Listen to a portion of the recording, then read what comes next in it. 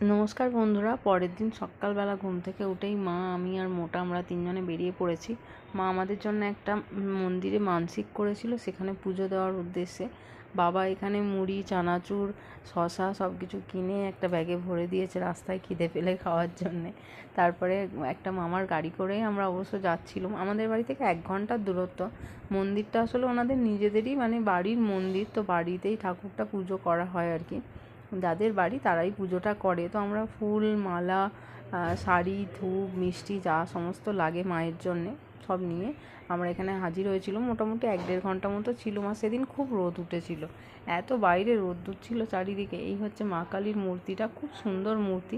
এটা হচ্ছে পাথরের মূর্তি পুরো মূর্তিটাই, আর দেখতে অপরূপ সুন্দর লাগছিল। সাদা কাজগুলো ছিল সোলার, তার উপরে লাল মালা টালা দিয়ে সাজানো। বেশ ভালোই কাটলো সকালবেলাটা। তারপরে আমরা টুকটুক করে বাড়ি চলে এলাম।